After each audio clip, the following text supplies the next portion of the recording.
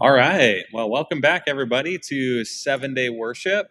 This is the place where we just talk about anything Bible and just hang out with some friends, some family, to be able to discuss different topics every single Monday in kind of a life group format.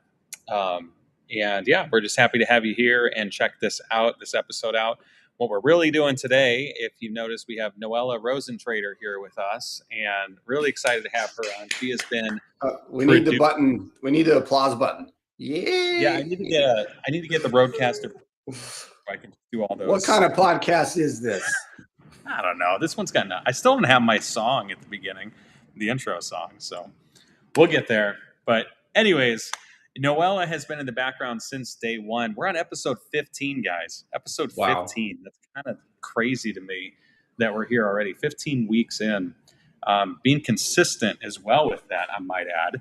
And Noella has been a big reason for that, helping us in the background, making all this stuff happen. And so Noella is going to be going for an internship and doing some sales stuff. And so we thought we would just have a conversation today about sales, about doing it in a Christian mindset, and how do we do that? How do we accomplish sales in a Christian mindset? And what's the approach? What are the wins? What are the KPIs that we want to walk away with, and all that? So goodness, really excited to break all that down. Let Noella kind of grill me and Chris over that stuff, and hopefully for us to give some good insight there. But yeah, if you're joining, ask questions, join in. If you guys want to pop on, ask for a link, and we'll get that over to you. But for right now, Noella, you want to tell us a little bit about who you are and what you're doing in this season of life right now?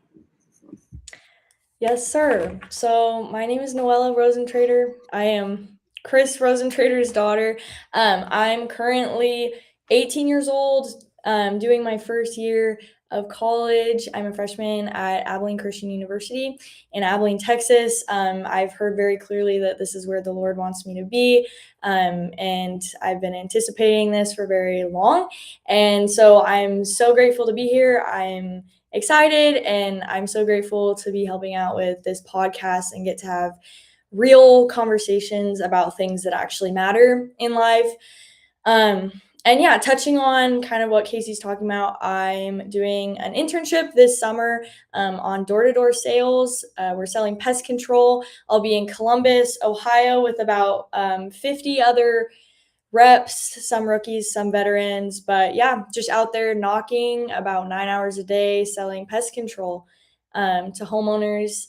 And I've never done anything like it before. It should be a very interesting experience. I'm sure we'll probably, talk more about that later on. But it was very random, but I'm really excited to do it, and I feel a lot of peace on it, and like the Lord could use this as a great opportunity for networking, preparing me for things in the future, and sales is a great skill to have. And so, yeah, I'm excited. Awesome. Hey, we got somebody in here to talk to you real quick, Noella. Just wanted to say hello. Hi, Mr. Jason. Hi, Noella. Well, Casey told me about your transition, going to start the sales internship, and invited me to if I wanted to say any words or offer some prayer. So yeah, absolutely. I'd love any advice that you have. I don't know what your background in sales is, or if you know anything about that. I'm sure you do, but tiny bit self-taught stuff. Cool. Goodness, I mean, I think when it comes to sales, it's so easy. Like, there are just so many metrics, right? There's so many things to measure, and it's so easy. I feel like that's an area, like that's an industry where we are very prone to measuring the wrong thing. And so I'm sure you know this. I would encourage you to make sure that you have some way of grounding yourself back in what matters most. So spend time with the Lord, finding ways to worship 7 days a week, and whatever that looks like when you're in your internship, time in the morning or time in the afternoon, time over your lunch break, something like that, grounding yourself in what really matters. So I would offer that encouragement. That's awesome. Yeah, I think for me, the biggest thing is going to be understanding my balance between going, grinding, like learning as much as I can and soaking it all in, and like taking time to rest.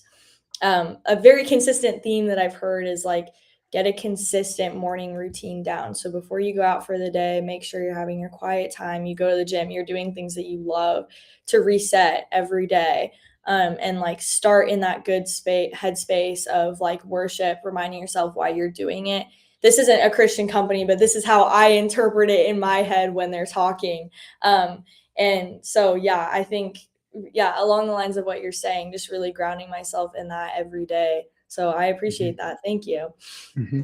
Yeah. And they're probably talking about taking care of yourself. And so for you, if that's taking care of yourself, protect your peace. Yes, exactly. Exactly. Yeah, I was going to say, Jason probably has some insights to share with you, via his book on that kind of stuff. So trying to manage that style and those routines that he put out, and he'll be talking about that in a few weeks here on May 11th.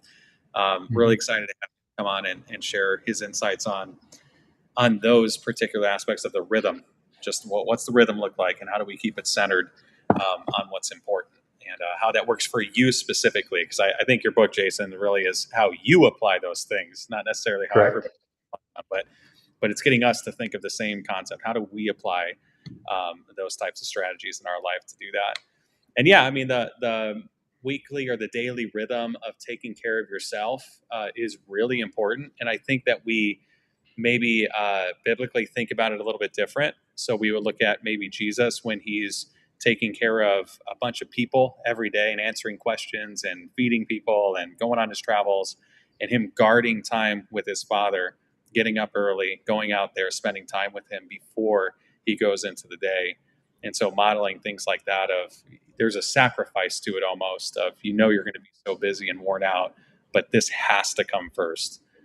And so what is the priority for you in that? And yeah, I mean, it's going to be fun to figure out your rhythms with that. Mm-hmm. Yeah, you're going to end up with a rhythm no matter what. Whether you like it or not, you're going to have some rhythm that's going to establish itself. And so taking some time to think about what you want it to look like. Do you want it to look more like what Jesus modeled for us, or what the world is going to try to tell you how to have your rhythm? Yeah, and especially when you get those incentives like going to Mykonos or something like that, that's always the thing with sales too. It's getting into those types of rhythms for what reason, and what's your why behind everything as well. So yeah, it's going to be fun. Jason, I know you're probably not going to be on here for long, but before you go, tap us on the shoulder, tap in, whatever, and just let's pray over Noella. Have you pray over her before you go, and just bless what she's going to be doing there in the field. But yeah, we could probably do real quick is kind of go around the room with people and say, what was your first sale? The first thing you sold ever? And what's the story behind that? Can you guys remember? Noella, did you ever sell anything yet? Has anything at all when you were a kid? Think of like, what were those things you've gone on youth group? Scavenger hunts, right? Do like weird things like that? Have you guys ever sold anything in that? Well, so I've worked at 2 different ice cream shops in the summers. So I've done a ton of customer service for like the past 4 years. So that's been a really interesting experience.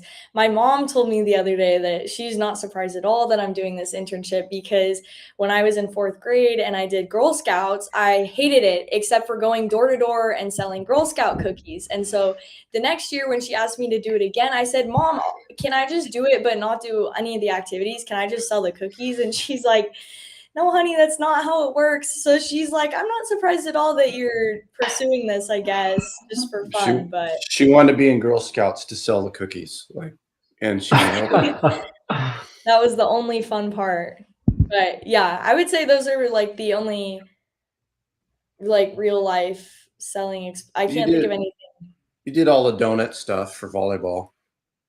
You did stuff fundraising for sports. And everything. Yeah. But this will be the first direct like besides Girl Scout cookies, I guess, like going up to somebody and being like, it like cold leads. You're going up to them out of the blue and like, hey, buy my pest control. Girl Scouts is door to door. You're like walking up the street with a Yeah. little wagon with grandma. I remember that.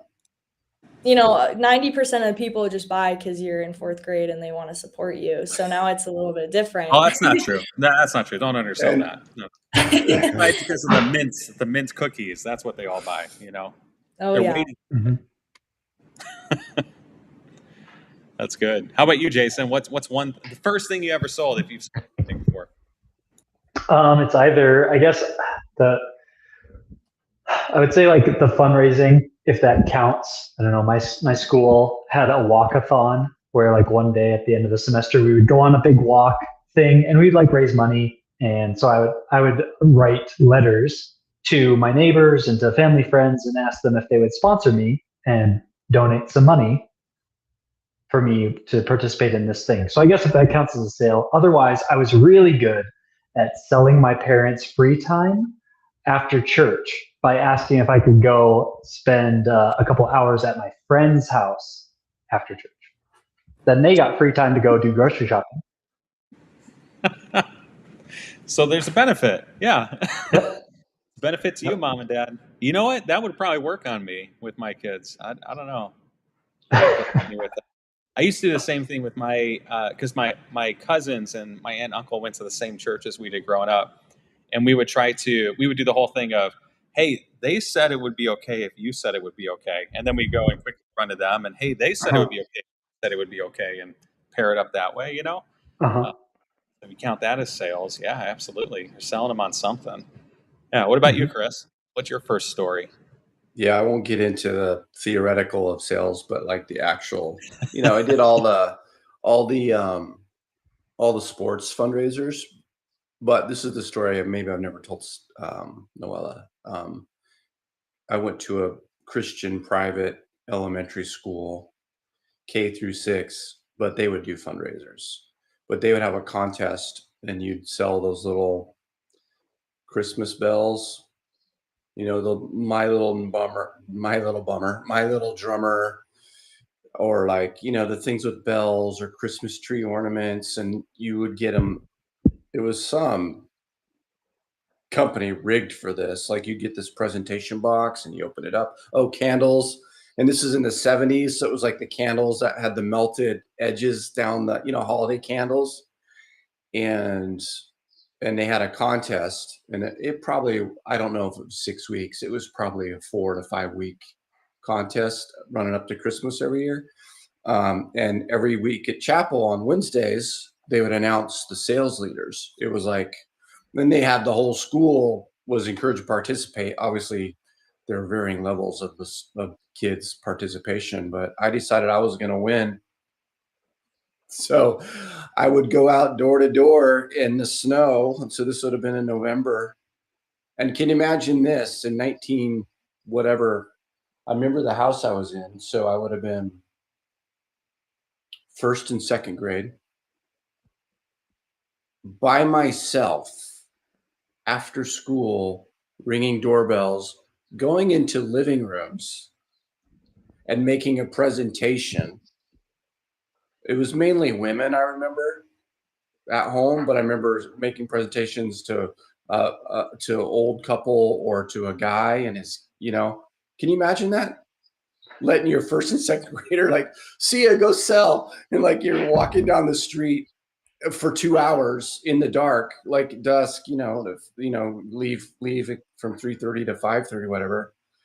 But I won 2 years in a row that contest, and it was a big deal. Remember the little professor calculators?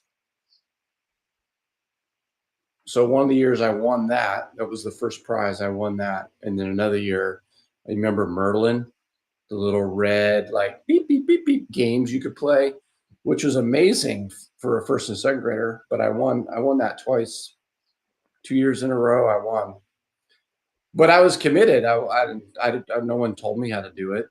They might have had a little talk sheet or something, but I would just go in and, hey, we're doing fundraiser for our school. We got these things but I'm sure a lot of it was pity. this kids out there.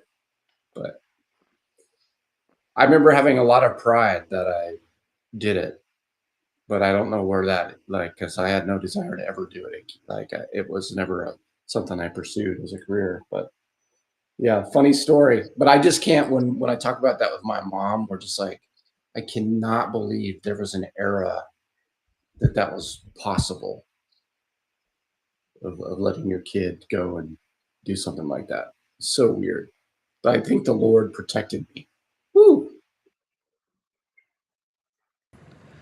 Wow. Yeah, that's great, man. I remember there's probably two stories I'll tell about mine. So the first one was when I did a scavenger hunt in our youth group, and I never sold anything before.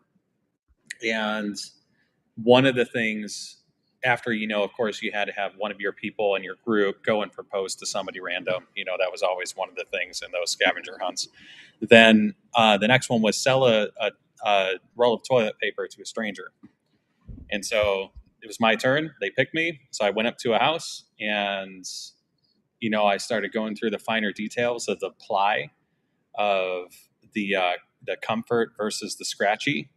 And, I was working with a good product. I was working with, a Downy, that was like double ply and very cushiony.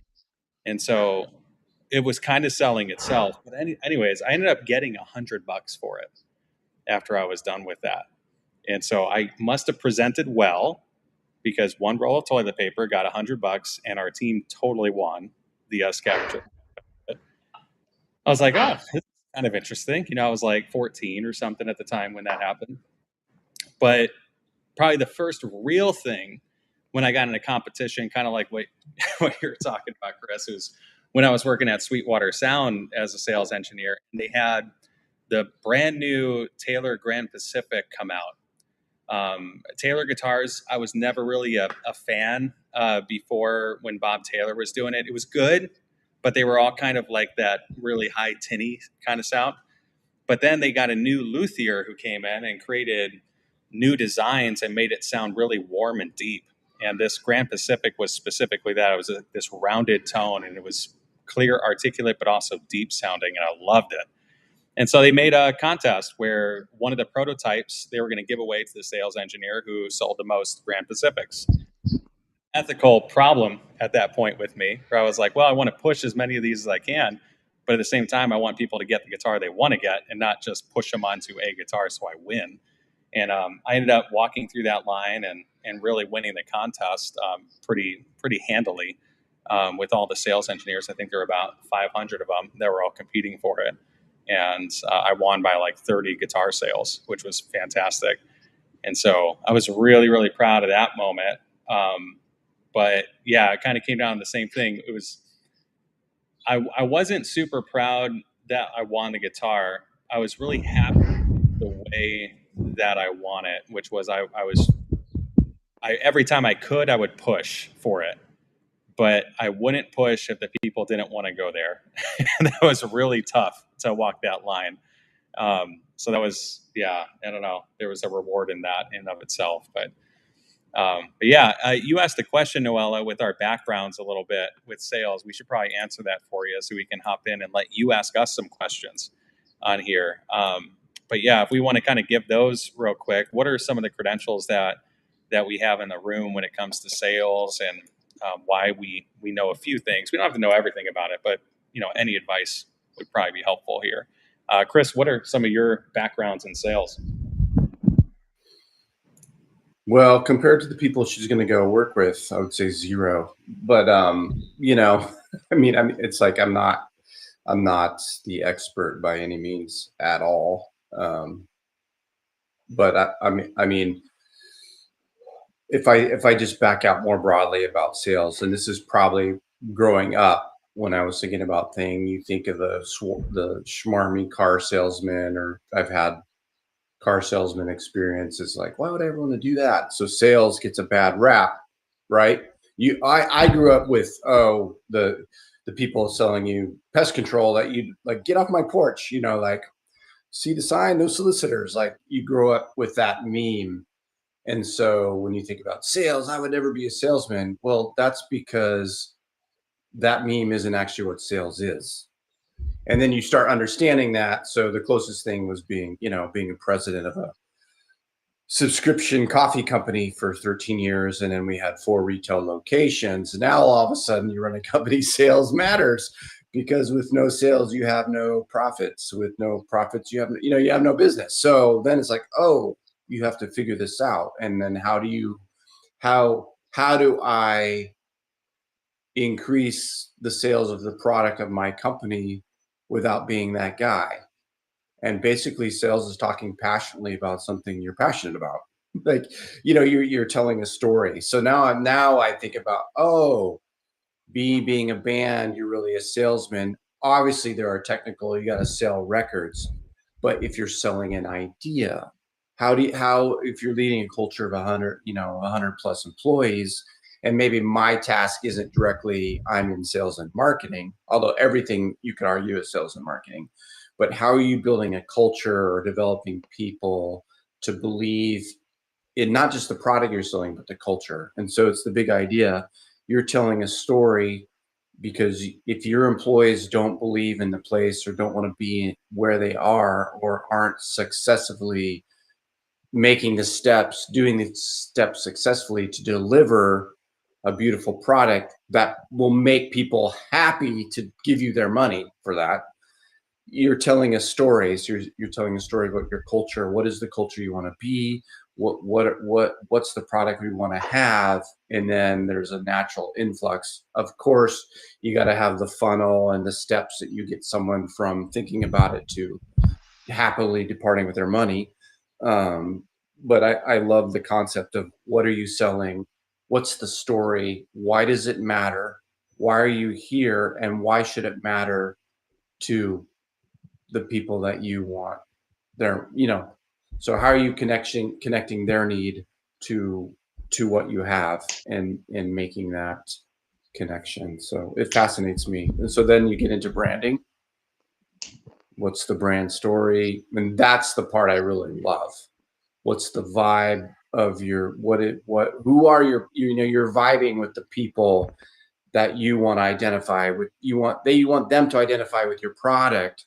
So that vibe matters, that brand matters, and your brand story matters, and how you talk about it matters. And so I love it it's from more the brand component, I think, and the story you're telling, and the things you're doing to build trust in your product, which is also a lifestyle. And so, but direct sales and marketing, being on a sales team, that's not my thing. I've been in the meetings with the people that know what they're talking about, and the consultants and people that help you strategize. So, but I'm not a sales guy in the traditional sense. Yeah, that's good. I said trust. Actually, I just got a comment on the LinkedIn post that was letting people know that there was stuff coming in from Apurva Pandey, and she said when it was asking the question, can evangelism teach us something about ethical sales or vice versa? And she put, both rely on genuine connection and trust. I thought that was good. That kind of leans right into it. Genuine connection when it comes to sales. And that has to do with, knowing that you buy into the product yourself, right? Nobody's going to trust you them something you don't believe in, So it kind of starts with where you actually hang your hat with that crew and say, I'm going to start here. And I trust this, because now I can develop trust with somebody else if I truly trust what I'm giving them. And so, what about you, Jason? You got anything to add to that? In terms of my credentials. Well, I'm, excuse me, I'm a self-published author, and so I don't have a whole publishing firm behind me that can do a marketing campaign or anything. And so I have had to do all of my own sales and marketing, which has been a mixture of, largely trying to get ideas of what to do. I've been just watching people on YouTube who entrepreneurs who do this thing for a living, and consuming the free content of all the people, buy my course, buy my six-week course or whatever. I can't afford that, so I'll just consume all your free content and try to put the pieces together myself, which I know is more time consuming, but that's what I got right now. And then listening to podcasts, reading books, watching YouTube videos, trying to learn as much as I can. So that's been my, like, since I would say for the last year, really, I guess it's like last March-ish. That's been my life while I'm in grad school. And so trying to promote the books. And then, so my efforts have actually been a mixture of getting in front of people, doing like speaking events here on campus, or guest lecturing about self-awareness or some of the themes of my book, or posting to Instagram. I've run a couple ad campaigns so far. And yeah, that's about it for now. And I'm going to hopefully get more into that once this current semester is done here in 2 weeks.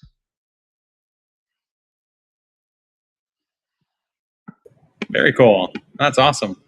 Yeah, self-publishing is something where you have to know the sales, you have to know the marketing of it, and then you have to know all the other logistical pieces that go into that. But yeah, there's a big difference between door-to-door sales, which is like this transactional, prospecting heavy kind of sales, versus like this desk kind of sales, salesman who's more consultative, relational heavy kind of a person. And so what you're going into, Noella, is more of that door-to-door, where it's just, here's a brand new person I don't know, and so I'm just prospecting constantly. I'm mining over and over and over again and doing the grunt work, which is fantastic because you get over a lot of fear that way.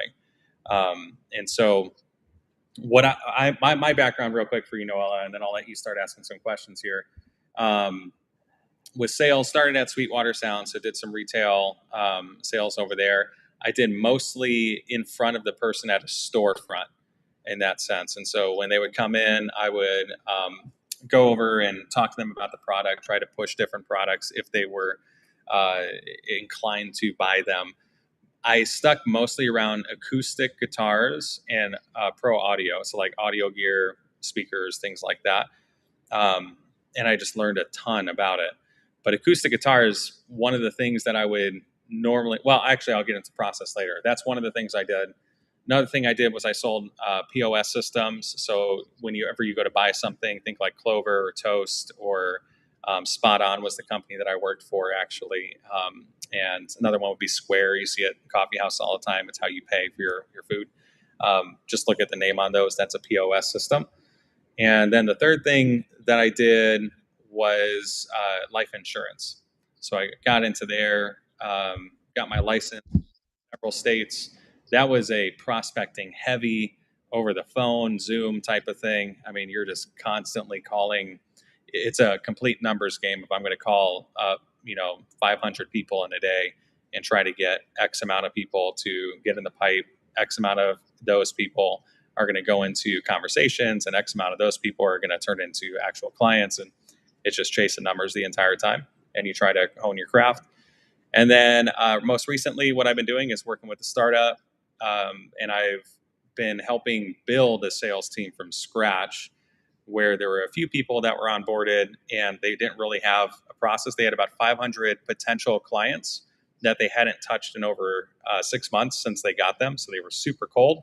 And so we had to basically start over from scratch. And we've been doing really well. And so it's been mostly building systems and processes from what I've learned over the years of how to develop a pipeline, how to create a CRM, which houses all of that stuff that you collect. That's filling the pipe with people and what process they go through in order to become a close or to go out the door and not be a close. And so, yeah, that's what I've been in mostly lately, is creating all of those things.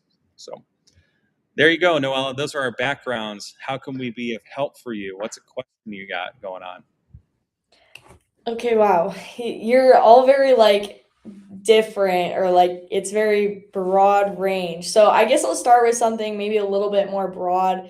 I think Casey, I could ask you more specific questions, but at least while Jason's here, I'll just ask more broad that I feel like could apply. So something I was thinking of is like, I feel like when you go and have a conversation with someone, you have a lot of preconceived notions about like what they might think or who they are, or just like about humans in general. So I guess this could apply to all of you. What's something that you had to unlearn about people in order to become good at sales? So like, what's something that you originally thought that like you had to change and like, yeah, shift your trajectory on in order to be good at sales and connecting with people? That's a great question. I think for me, I like what Chris said earlier, like your picture of a salesman, like my picture hadn't been that positive. And so when I started getting in the role of like, well, now I'm selling, I was just like, well, people are automatically just going to say no. Like once you start your pitch, once they feel like you're trying to sell them, then they're just no, like instantly. And in most cases, that's true. Like if they can tell you're trying to sell them on something and just take your money, then they're going to say no. And so I had to unlearn that salesmen are just like sleazy and start to learn like, well, if you have a good product that can actually help somebody and meet someone's need, then you have no reason to be afraid. Then you can just make it a conversation and like learn about their needs, learn about the gap between what they're doing right now and where they need to be.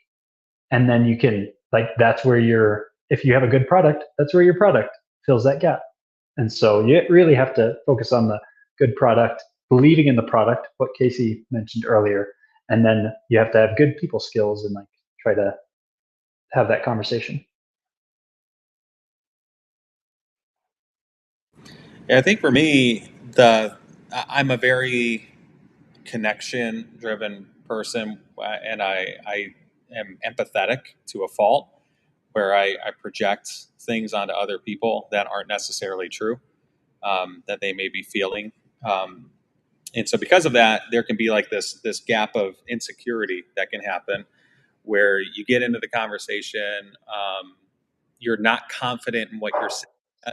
So I would say at the very beginning, when you're still learning your product, learning how to pitch it and all that kind of stuff, um, it's kind of like going to a speech class at school, and you're up there and you have to give this 5-minute monologue, and all the eyes are on you, and you're feeling a ton of pressure that the classroom doesn't really feel. And so I project, and what you do is you project that onto everybody else, like all their eyes are on me, so they're thinking this about me right now in this moment. When in reality, they could kind of care less. They're waiting for them to have to go up there, themselves to have to go up there and do their speech, right? And for some people that you're going to talk to, they could care less that you're knocking on the door because 10 other people just did, and they're used to it. Some people will hate you for it for no reason. It's going to be a box of chocolates, and you never know what you're going to get with that. And so I had to get over this hump of putting other people's expectations onto myself and just say, I'm going to learn the most that I can about the product itself so that I can become fluent with it and be able to explain it the way I want to explain it, that way that it would resonate with me. So for instance, you're always going to get scripts that you're supposed to memorize and say. Scripts are great for conveying the actual truth of what you're needing to tell somebody and the point that you're supposed to get across. I have to write scripts now for people. We're doing a huge conference, and I'm just writing a whole playbook for our people to pitch to executives. But what I had to tell everybody was, all the points that I'm getting in this script are so important for you to memorize and own, so that when you go down there, you can make it your own conversation and make it sound natural and feel the way that you want to present it to them. But if you go off script, I'm going to nail you on it, because we're using this analogy or this example for a reason. And if you go off script and which is fine, but if you go off script and you give a different analogy that's going to invoke a different image, and everybody else is giving the other analogy, now when we collectively come together to explain something to the group of people we connected with on a second call, they have no idea what we're talking about. And so we have to have those primary things in place so that everybody still understands what we're saying. And so getting over the hump of Yeah, other people's expectations than that. Yeah. the brand promise is incongruent. Yes. Yes. Thank you. Yeah. What about you, Chris? What about you? I'm thinking of building a bridge. So like the thing that I would believe, and so in my world, how this applies now, and I would agree with that user's comment about evangelism. I think maybe we had that in the title, right? Like evangelism is a form of selling, meaning I have an idea and I have a product. I have a thing that's going to make, I completely believe I'm bought in, I'm sold on this product of Jesus is the Messiah, and your life is going to be better. And I just know that for anyone on the world. And I feel so strongly about it. And I care about you and your eternal destiny that you really need this thing. But if you talk at them in a vacuum or talk down to them and you never listen, you have to listen. You have to connect the dot from they're here and you want them to be here. There's this great big chasm, and that could be the Grand Canyon, and it could be a 2-foot stream that they just need to. So you have to assess where they are and build the appropriate connection or bridge to get them to believe in what you are saying is true. And so if I relate that, so I'm preaching this weekend at my church. I'm covering, I probably preach 4 or 5 times a year there, right? I'm on a rotation. And so like if and I've done this running employee meetings, right? But also I really feel this when I'm preaching. Like I feel so strongly about this, and my assumption has been that everyone in the room has had the same spiritual experience as me. And so I'm talking like I'm going to say the obvious, and they're all going to be like, "Oh, of course, yes." And then it just like lands with a thud, and you're like, old Chris would be angry, like, "How are you not getting this?" When actually it's a failure on my part because I'm talking to them like I think they're me. But the interesting thing about preaching is you've got all ages. So might have a 9-year-old and a 13-year-old and a 17-year-old and a 24-year-old and a 32-year-old and a 40-year-old and a 70-year-old, and both male and female. So you got all this, and if I'm trying to have a pinpointed message to the demographic, so therefore you have to think, oh, what would be the same point for all these, and when do you need to pivot and make it applicable for anyone to enter? And then that's beside the point of someone's been walking with Jesus for 40 years and someone's also not a Christian in the room. So but the big idea, which might be correct, but it's got to have like, if that's the trunk of the tree, and they have to get up the trunk to get to the fruit that's all on the branches, but they're coming out in a different way from all these different roots underground. And so you have to present the idea in a very general way and then choose how you're going to target or read the room and go somewhere. And so I think that's been and I think my preaching's become better, but it's become less about me. Like my idea and that you can only speak from your experience, but you have to speak about it in a way that is accessible for people to latch in at different points. And I suppose this is what good teachers do as well, right? If you're in a room of second graders and we have to get them to believe that 2 + 2 is 4, that's the truth.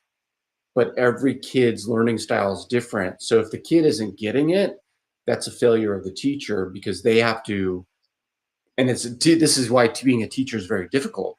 You're going to have 30 different ways that a kid is going to process and learn, and you have to figure out how to navigate that. And so for sales, it's not making your script their script, and you internalize all the data so you can pivot at any point in the conversation from their point of view or from how they're coming at it, and not ramrod them, but like make it adaptable, because ultimately you believe this thing I'm trying to convince you of is worth it, and it's a value, and it's going to change your life in even this small way. And so not assuming everyone is on track with you and has had your experience. That's been my thoughts on it. No, that's really good. Yeah, those assumptions once again. Yeah, Noella, let's take it back to what you're doing though. Like, what's the actual job for you? You're door to door pest control, right? What do you know about this job so far? Do you mean like logistical wise or more like? Yeah. So, like, what specifically are you walking into, and they're asking you to do day to day? Yeah, so we've essentially had trainings almost every day, like leading up to when you get in market. There's currently people in market. So, and like you guys are talking about, I have scripts, I've been memorizing, I've been practicing, training, doing role plays. But once you actually get to market, yeah, you're kind of just thrown in there and you're expected to have trained. And of course they help you, but it's like everyone is really out there grinding for themselves, and it's like it's up to you to do like have due diligence and make sure that you're training on your own and staying locked in. So yeah, we're on the doors like 12:30 to 10 p.m. sometimes. Like just going out there, knocking, like talking to whoever you can. And you have trainings in the morning, like 10 to noon. So it's very like it's very hustle culture for sure. And you get a lot of reps in and practice. But yeah, kind of going back to what y'all were saying, um, especially Casey, like yeah, we're given scripts, but it's like they tell you they have specific parts that are like, okay, you have to stick to the brand congruency. Like you have to get, make sure they understand like why you're there. You have to frame, you have to, explain to them, hey, we're only out here today because the trucks are here, like creating that urgency. You're saying, hey, this isn't gonna, the same thing's not gonna happen tomorrow. It's happening here because I'm out here today. And creating that urgency that like they buy into and it doesn't feel pushy. And then like program and pricing, obviously, like that's pretty similar. But then other than that, like, yeah, they say you have to understand. And I've heard that they train us on this like once I get there. But there's apparently like 8 different types of customers that you talk to. They kind of group them together into like 8 different segments. And so I think I'll learn about that more. But they train you like, okay, if they're this kind of person, like you kind of approach it like this. But even so, there's still like when you go out there, like you have to build rapport. You have to understand like who you're talking to, the context behind, who they are, why are they there? How long have they lived in the home? What are they doing? What's their life like? Do they have pets, kids? And like making sure you understand like what kind of bugs they have. Have you seen anything in years past? Like making sure all of their data so that then you can tailor like what you're saying accordingly to make it more like a conversation and not just like you're pitching right at them. They're very heavy on that. And if they tell you like they've seen ants in the kitchen, then you talk about the ants in the kitchen. You don't talk about the cockroaches they haven't seen, if that makes sense. And so I think like that part really is that part is really what is cool to me is like, yeah, even though you're learning scripts and you kind of basically, go in with what you're saying, like what you said, Casey, it's like don't put like they have no pressure answering the door. Like they don't feel any pressure. They're like, why are you here? Like, let's just get this over with. And you feel so nervous about it when it's really just like you're going up and having a genuine conversation, and trying to understand people and meet their needs. And so I think that's kind of how that would all tie into what I'm doing, I think. No, that's really cool. Yeah, I mean it's the same game no matter what, right? So like you're going to go in and basically what you're, I guess what you would master in order would be like you memorize your script so you're fluent. You learn to ask questions and listen. You actively listen. Then you're handling objections, calmly. It's like when they actually have an objection, because you're fluent, you can handle that calmly now. Then you just get your reps in and you improve every day, right? Know your numbers would be a big thing after that. So I guess like let me give you an example or a question here. Actually, let's say you get done with, I don't know, you're 3 weeks in, you finish 50 houses, you're knocking on the doors. That goes into one sale for the day. What are you thinking in that moment? Like what's your, I come home, I'm gonna brain dump everything, calm down for a minute from a busy day of training and then going out and hustling all day. What goes through your mind of this is what I'm going to go through the process of asking myself the questions of and writing these things down? What would that look like to you? Yeah, I think they heavily emphasize that sales in general is such a learning curve. Like no one's good at it their first day. No one's probably even good at it their first week unless you're like exceptional. And so I think for me, like when I'm winding down or gearing myself up for the day, it's like reminding myself that, consistency matters. I think the Lord gave me an interesting picture um, a few months back of like, this is gonna sound really strange. I go to the gym every day. I love the gym so much. Like I've been going for years and years, like, and I am very committed to it. And just now, like in the past few months, I get girls coming up to me, hey, can I work out with you? Like, oh my gosh, your arms look so good. Like, no, whatever. It seems very materialistic. But I feel like the Lord taught me from that is like, you have been so consistent years and years with this, and only now are people actually noticing your results. And he was like, that's how you have to view like your quiet time with me. That's how you have to view your relationship with me. Like it's not about an immediate fix. It's about like the consistency in it. And over time, like you will see results like that will show up in your life, in your fruit. And so I think that same thing can apply here is like, if you're not consistent with it, like you can't expect anything. Like good things take time, and I think that's like another thing that AI technology in general is robbing like specifically my generation of is like they're not willing to work hard because AI can do something for them in seconds that would, take us hours and hours and years to learn. And so I think like for me that's going to be so big is every day when I fail or when, it feels like it's not clicking, it's like be coachable, be consistent, and like it's like if you show up every day um and have a good attitude and have a positive mindset, like there's no way you're not going to get better at least and show improvement. And that's what I'm excited for because the one thing that's in your control is your attitude and how you receive what like gets thrown at you. And so that if that's the one thing that you're in control of, like why wouldn't you, lock in and have a positive mindset? And yeah, so I don't know if that really answered your question, but that It was what does. came to my mind. It's Yeah. long. It's a lot. It's a long-term game. That's a great picture. You hadn't told me about that one, but it's exactly it.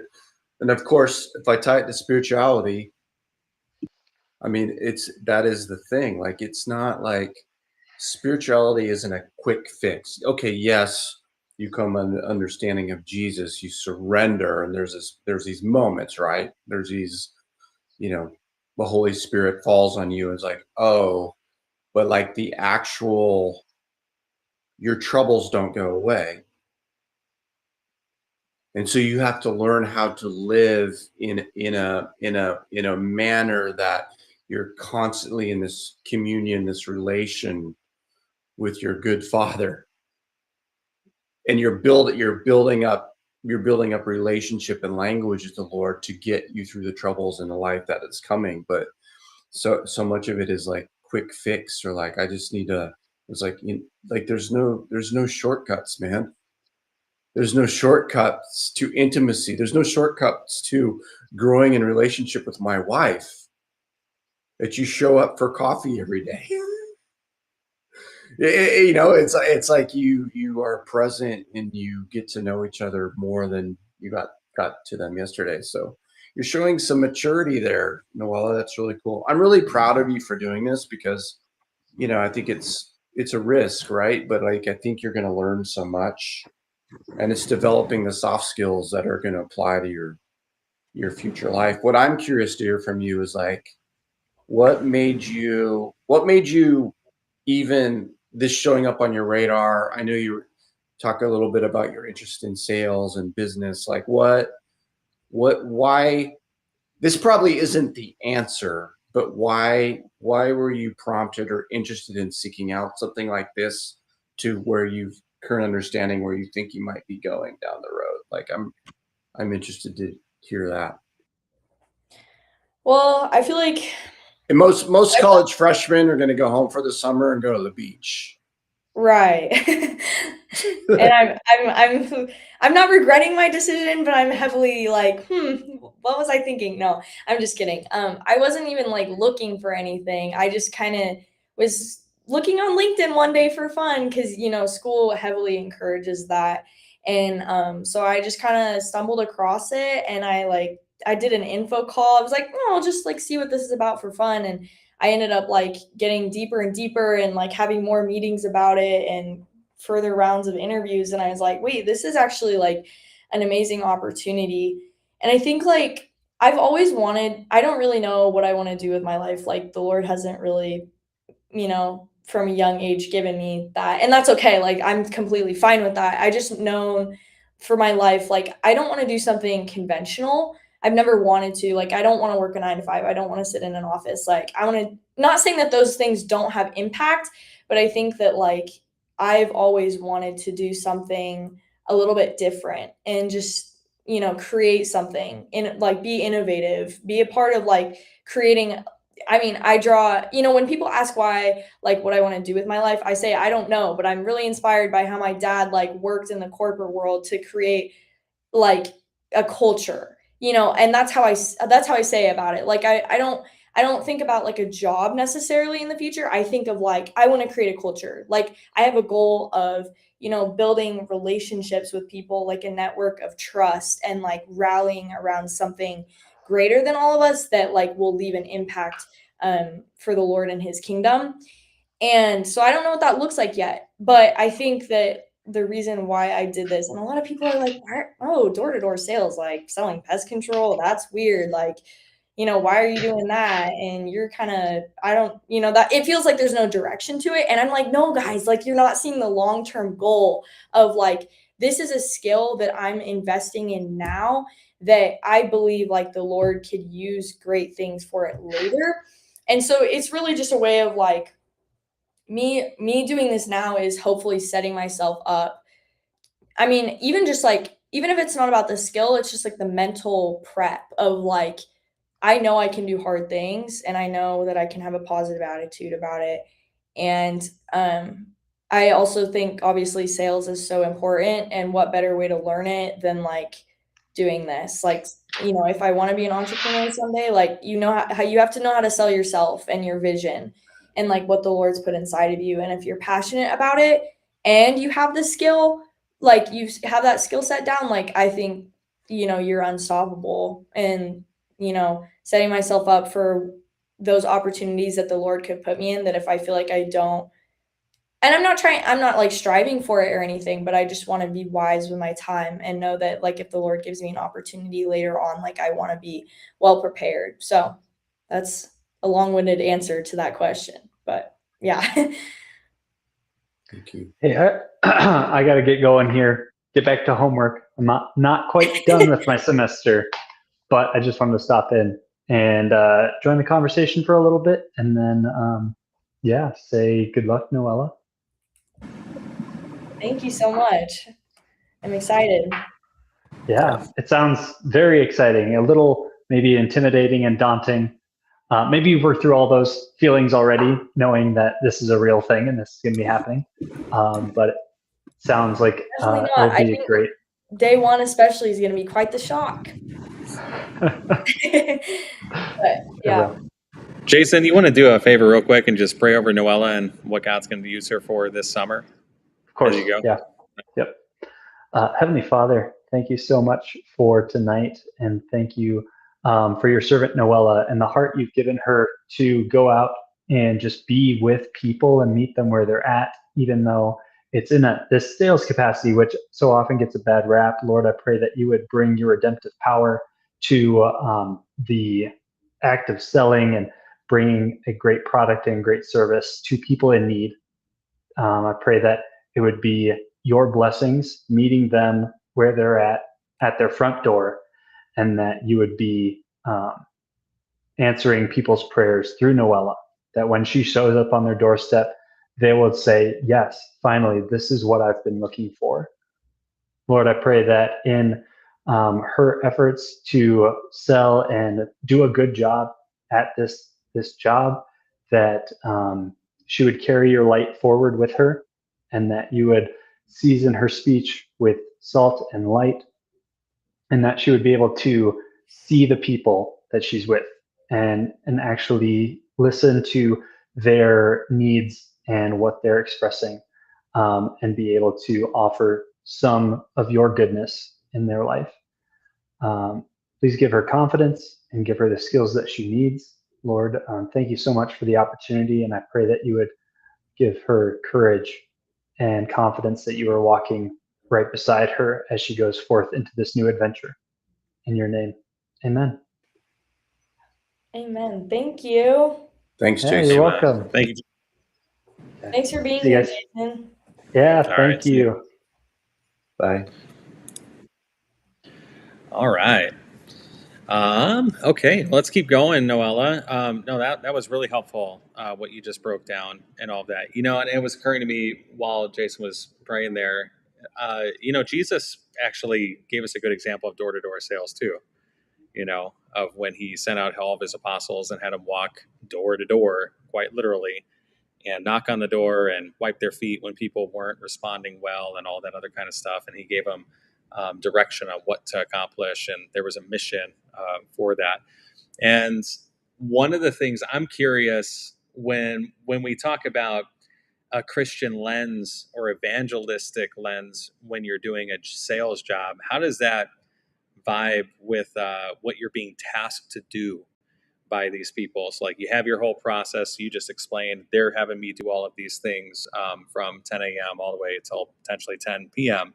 How does evangelism fit into that? Is that something you're actively thinking about when it comes into this type of a job? And how do you square that? Because you're a kingdom person. You are part of the kingdom, and we're supposed to be ready at all times to share when those things happen. But you're also employed by people who are maybe not and could care less and would get very irritated with you if you're going to blow up on evangelistic pursuits while you're on the job and on the clock. And so what do you think when I bring that stuff up? What are your thoughts on that? Yeah, absolutely. I definitely have thought about that, and I think that's like such an interesting balance, and like I pray about it like very often, like every day, like Lord, the people that I encounter, like let them see something different in me, like fruit. And I think it's a hard balance because I'm not afraid to like talk to people about Jesus. Like if you ask, like I will tell you. I think and that is I guess like the thing that I would wait for, I guess. I don't know. This is a hard question because yeah, like you said, like I am employed, but it really is like I don't think we have to specifically be talking about Jesus in order for him to like be there, right? Like I believe that when you show fruit, like people are going to see that in you. And my thing is like if you are creating genuine connection with people, maybe you don't necessarily need to tell them about Jesus, but it's like just being that encouragement in their day, or like a smile in their day. Like, for example, in the ice cream shop and you're running POS or whatever, and you're having conversations with like all these tourists coming in. And a lot of times, like, people who didn't buy from me, I would actually have the best conversation with and feel like, that would be when I went home from work that day. That's what I would remember. And I believe like they would as well, because I think, rather than just focusing on the sale, you're engaging in like true conversation.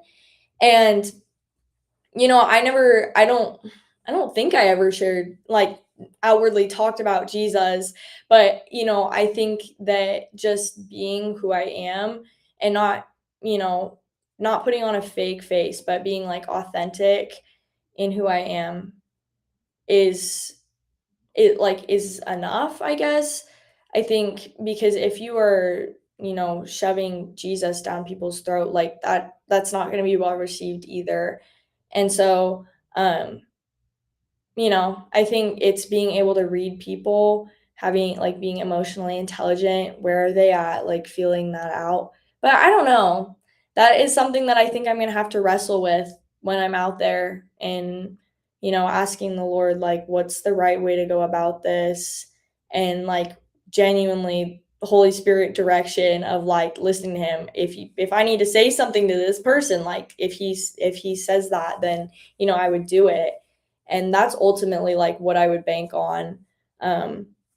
So I don't know if that was a good answer, but No, that's good. I mean, it's the wrestle through it, right? So, I think what it really comes down to, like you were saying, it's you're going to be who you are, which is a child of Christ, and that means in all situations you don't have to put on a mask, right? Like you're just doing the things that you're supposed to be doing. How do you represent God well at any job? And that's by maybe doing the best that you possibly can at that job, and being a good worker who actually has integrity, who is honest, who is trustworthy, and being that same reflection to all the people who walk in that store or who you knock on the door of and are going to interact with you. Displaying all those attributes and the fruit of the Spirit is absolutely what you just bring to the table. And then responding when the Holy Spirit kind of nudges you, saying, hey, this person needs prayer or something. Like that's the scary part, because then it's okay, tell me what to say, have that conversation with him in those moments, and see where he directs you in it. But yeah, I mean, I think it absolutely starts right where you were talking. What do you think, Chris? What would you add to that?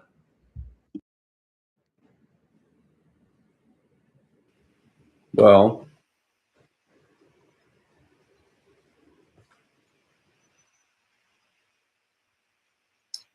I think Daniel in the Bible is the greatest example of someone that was um, doing their job. I mean, it just is. It's a mind blow for me to think of Daniel in working for these governments who had actually, conquered or taken captive and he's working for their betterment so somehow he had figured out how to do his job well, that he was through. I mean, it was three different administrations, right? And they're like, oh, we need this guy. He's an Israelite, but trust me, like he's like, yeah, oh yeah, that whole like, yeah, that's the guy that got in the lines. Yeah, that guy. Yeah, the guy that didn't stop praying, even though like, but trust me, like our funds, he grew the business over 10 times in the last 3 years. Trust me, money. You want money? And I'm like, let the religious stuff roll. Like, what was those conversations about Daniel and how somehow he had figured out how to operate in the power of the Lord, not compromise his faith, but at the same time, bless his captors, like bless the people that were an enemy of the state. It's just so weird. It's just so it shows it can be done. It shows it can be. You can do a good job selling or do a good job blessing a company not run by Christians. and yet still be active and have a witness. I mean, obviously, I don't think you're going to be like, hi, let me talk to you about Jesus and pest control. Like, it's like, but the concept of we are a temple of the Lord. Therefore, if the Holy Spirit resides in us, and the concept of land and where you live in Scripture is heavy, right? We are going to take the Spirit of the Lord, because the Spirit of the Lord is with me. It's the Lord lives inside of me. So wherever I go, I'm a carrier of the presence of the Lord. And so when you are on the doorstep of someone, that's spiritual. Like, whether they know you're not, and I think it'd be a great thing, internal as you're walking up or you might be on a Segway, as you're zooming to the next place, and then you park the Segway and you're walking, you say, Lord, let me have favor, bless this house. And you are going to get discernment. You are going to learn a lot about spiritual discernment. Like, you'll walk on a property and you're like, oh, I got bad vibes here. And you're going to walk into a situation and something dark and ominous is happening, which, pay attention to that, by the way, right? And you're going to know, oh, there's a spirit of depression here. Oh, there's a spirit of poverty here. Oh, there's a you're going to be able to identify, and you're going to get words of knowledge, meaning you're going to get insight into what's happening behind that closed door without going in the house, just by walking on the property. So that's one, you should be practicing that. Lord, what are you saying about this house? And it's totally disconnected from sales or anything. Just, Lord, teach me about discernment as I'm here. Bless this house, Lord, because that's what Jesus did with the 72. Bless the house. If there's favor, great. If not, shake your dust off. Next. So I think you can practice that, being a carrier of the Holy Spirit, even though you're not vocalizing that to them, but just internally asking for protection and covering. And God, give me favor to close the sale, but most of all, let me be aware of your kingdom on earth and Antichrist spirits, which Antichrist spirit is anything that is not in alignment with the Father's will. That you're going to walk onto places where someone's selling drugs or doing drugs, or someone's abusing their family, someone's been abused. Like, you're probably walking there. There's going to be a medical emergency at some point. I would guarantee it. And they're probably talking to you about that. You walk in and you're elderly couple and the guy has a heart attack. Like, you're going to be with it. And then you're like, you can pray, you're like, help us, Lord, call 911. You're going to be calling 911 for someone, and you're going to have a story of like, I thought I was going there to sell pest control, but God sent me there at the exact right time to call 911 and help this person, So you just walk as a child with a light that you are, as a daughter of the King Most High, and who knows what's going to happen. It's almost like selling is it's not the sideline, because it's your job and you got to bless your company, but it's the opportunity to practice daily walking with the Holy Spirit, which is going to be really cool. I mean, even with coworkers, you're going to have drama with coworkers, or probably bosses, and let this balance of by the way, everything we said at the beginning, the top of this conversation about you're going to have to be aligned and wake up and every morning, hello, every job in the universe. And this is the problem. This is what I'm trying to solve when I preach. Hey, everyone, your life is not meant to be done in a vacuum without a daily reset about what matters, and a realignment with the Father for His will. Like not just sales, but everything. You can't give up the relationship with the Father for no job, no opportunity is worth it, so. That's great. Yeah, Noella, I want to give you some time. Well, and I guess just cap what Chris was just saying, because he gave me a thought with that too. What an excellent opportunity you have here when you're putting your reps in for the sales part, which is going to help you in so many places. I think Robert Kiyosaki, in his book Rich Dad Poor Dad, said something about the only three things you need to be educated in is sales, marketing, and accounting. Like, that's all you need. Take 3 courses in life and just learn those skills, because those skills are what's going to help you do all those adventurous things that you were talking about. If you can master those 3 things, you can figure it out. And so while you're developing that skill of sales, especially door to door, which is one of the hardest forms of that, it's very, very heavy. If you compare that with what your dad was just saying, which is, this is also the opportunity. Of course, it's the opportunity for me to walk in and practice discernment and practice that alongside of it. And if you can pair those things together to where that skill is now kind of one and unified, then as you walk forward and sales applies in your life at any point, it's just going to be this unified ball of, well, it's also discernment, and it's also listening to the Lord, and it's obeying him and walking in obedience. It's being ethical. It's being caring about the other person. It's service. It's not just me trying to get, it's me trying to give. It's all those things that start kind of wrapping themselves up in that task of selling somebody something.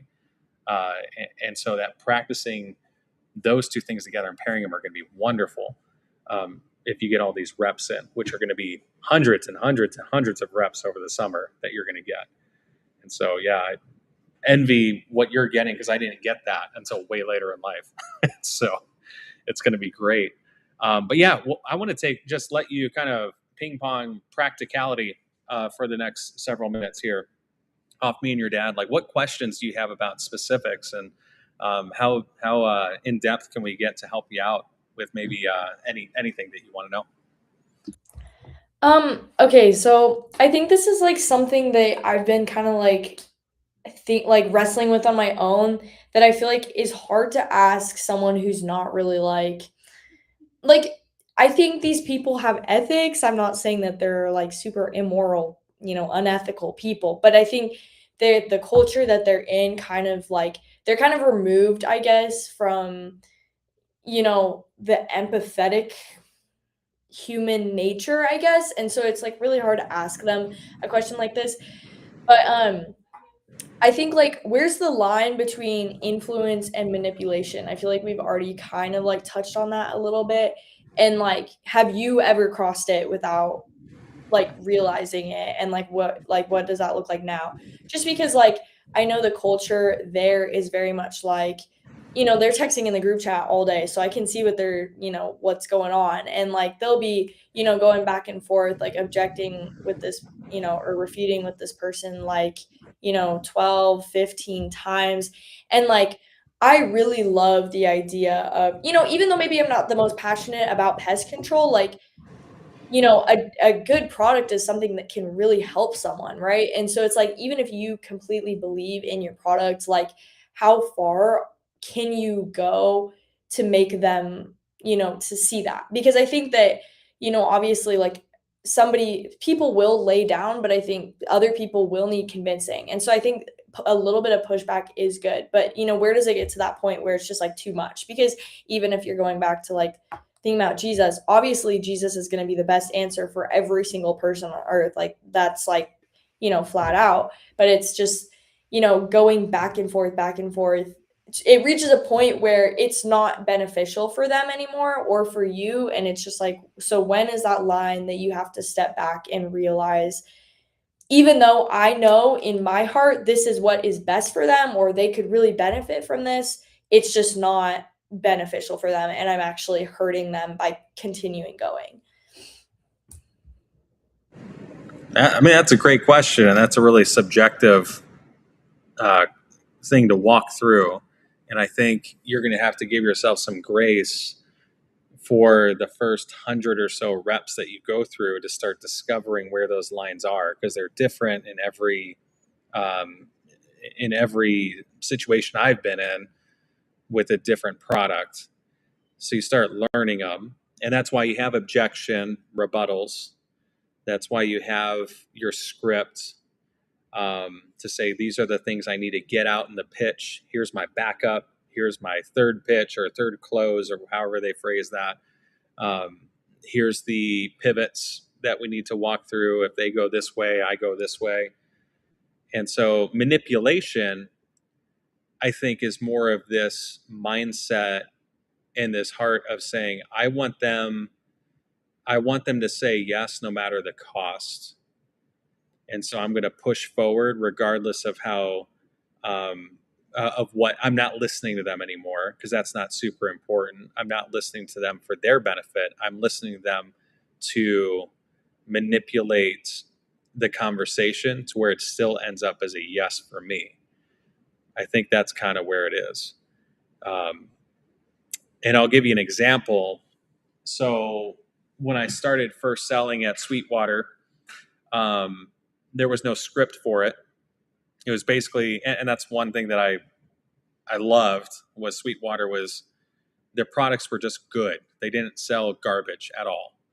And so it was really easy to kind of buy in and say, okay, well, what I'm selling is good. So it doesn't even matter who I'm selling to or what they want. It's a good product. And so I can let them kind of choose whatever they want. But when I started learning the tricks of who I was talking to and listening to them actively, I started to develop a system with acoustic guitars specifically. And this is what I would do. I narrowed it down to, here, I'm going to take them on a journey for two things, because I know what it's like to purchase an acoustic guitar. I know when I went into a guitar shop, I would play as many guitars on the wall, and one of them, like, it spoke to you. It like kind of whispered in your ear and was like, I'm your guitar. And so then you would find yourself, as you would go to another guitar and play, you would come back to that same guitar that was whispering in your ear, right? And it would happen over and over and over again until you finally landed on that guitar. And I wanted to help them kind of understand that journey that they were on. And acoustic guitars are very different than electric guitars or basses or drums. Like, there's this weird thing that acoustic guitars do when you're going and shopping for it. Same, you know what I'm talking about? Same for cymbals, specifically a ride cymbal. And then if you're buying in a set, you want, this can sound good, this one can sound good, but when you get three that are like, oh, this is the vibe, I get it. Yeah. It's a thing. Yeah. It's a thing. And so I learned that. I learned that story while I was walking with people, not giving them the best answers a lot of times. I was trying to walk them through what they wanted. But the problem is they didn't know what they wanted, right? They were kind of going through this subjective circumstance. And so I learned there were two good questions to ask them, or two ways to help funnel them towards what was subjectively best for them. And that was, it needs to feel right to you subjectively, and it needs to sound right to you subjectively. That's it. There's no other criteria for the guitar. I don't care about the price tag. I don't care about the brand. I don't care about anything. But you're going to walk through this room and something's going to feel and sound the best to you. And I can help walk you through that journey. And so me knowing the guitars, as I kind of went in, I started actually going in the mornings, and I would, on my own time, I would work on the displays. So I would call guitars up and I would set it. And I started playing all these guitars, restringing all the guitars until I knew them really well. And I knew what sounded what way, what felt what way. And so I was now equipped to answer those questions quicker and quicker and quicker for the people that I was dealing with. And so eventually it got to the point where people who had no experience with a guitar at all, didn't know how it felt, didn't know how it sounded, I was able to just say, okay, I'm just going to put a bunch of guitars in your hand. I don't want you worrying about anything right now. Roll out the red carpet for you. You tell me what feels right. They would tell me what felt right in their hands. You know, it just needs to feel comfortable. That's it. Because I want you picking this thing up after you leave here. I don't want you putting it back on the shelf or taking it back here. You need to love it enough to pick it up every day because it feels good. Then the next thing was, okay, now we got the fit, we got the feel of it, which is body style, it's neck length, it's the circumference of that neck. A lot of things are going in that I know the details of that they don't. I don't need to tell them any of that, kind of like your people were saying. Don't talk about the cockroaches. You know, it's the ants that are the issue. You know, you don't got to tell them all that stuff. You know it. You're educated. You're fluent. And so once I had that fit down, then I would say, okay, let's work on the sound. They couldn't play. So I would grab guitars I knew fit the same or similar, and then I would play the same progressions fingerstyle, percussive, whatever I had the same little things that I would throw down on the guitar, and I would play the same sequence back to them over and over and over again, and give them the other guitar, have them hold it while I was playing the other guitar at them. And I'd say, which one sounds the best to you? Doesn't matter what I like, it matters what you like. And then once we got through that, then we would say, okay, what's the price point? What's your price range? And then they would give me a number, and I'd be like, okay, realistically, is this number, does it work? Are we in the range? Because now I really know what they want, and they really know what they want, and something's speaking to them at this point, or it's not. And that's the key thing here. Sometimes it's not. And after I've done all that, I've rolled out the red carpet for them, and they still don't have an answer for this is what I want. I know that I can't push them any further, and I shouldn't. I'm going to leave them alone. I'm going to let them sit with what I gave them and let them decide what they want to do. And sometimes those would still convert into sales. A lot of times they wouldn't. Maybe they come back a week later. But I did the best job that I could walking them through from start to finish, a well-designed format of giving them as much information as they needed and an experience that was rememberable for them. And at the end of the day, they needed to make the decision, not me. And so it was this idea of how do I serve you well, not how to, with all the knowledge I'm accumulating, with all the strategies and all the little rebuttals and all these other things that I was learning, how do I serve you with that, not try to make you buy something that I want you to buy because I'm going to win a contest or something.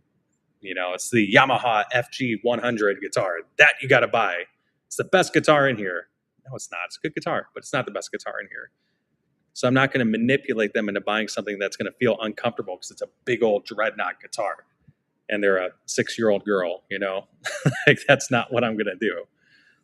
But instead, when I find the opportunities and they like the sound of it, I'm going to put that guitar in front of them and see what they think, you know. So that's kind of my line, I guess, that I was finding. And it's really about self-educating yourself enough to be fluent enough to pick up on those things as you're walking through it subjectively with people. And you'll just get quicker and quicker, but it's not the reps. And you're going to fail a ton at that ahead of time and be okay with that. You're going to cross that line not knowing it because the scripts are there, especially with what you're doing. Those scripts, you're going to go through the script and you're going to be like, wow, like this script is pushing and pushing and pushing. And you're going to have to do that a few times to get the feel for when pushing is too hard and when it's not. And so still do it, go through the exercise, and you'll learn where those lines are with your business. What do you think, Chris? You can answer more of this. I'm going to take care of one of my kids real quick while you're answering. I think it becomes when your narrative becomes more important than theirs, when you're stopping to listen, you know, and especially if they're getting agitated, you know. One of the cool things I really remember about Coffee World when he came up with this at Storyville was the word, what's a customer? A customer is someone that maybe not happily, but technically a customer is someone that gave you money for the thing that you're doing. That's a customer. And we would say customer this and the customer that. But there's a point when someone comes in and they're not a customer yet.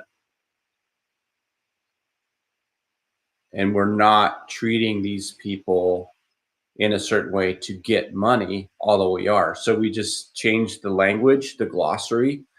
We never say the word customer, always say the word guest. And all guests get treated as they're a customer, whether they've given us money or not.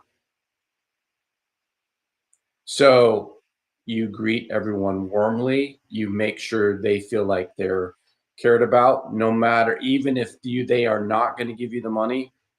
Who would this be? Someone that comes in and asks for the restroom key. We've all been there when you got to pee so bad. Oh, they got a bathroom, and you walk in and you say, "Hey, do you have a restroom?" And you get that. They're for customers only. Oh, thanks for not caring about humanity. Versus going, oh, yeah, sure, no problem. Here's the key. You want me to show you where it is?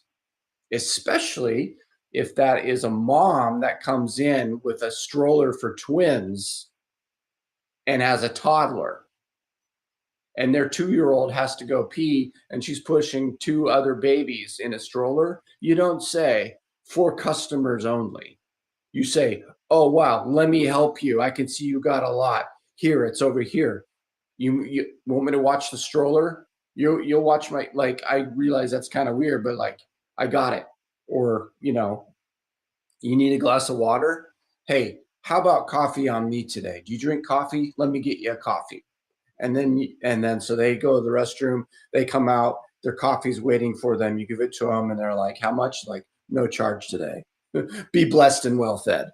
Like, so the point in the brand was, yes, we want to have money, but some days, all days, you never sacrifice the human element for the sale or the brand, and you treat everyone like they're a guest at your house.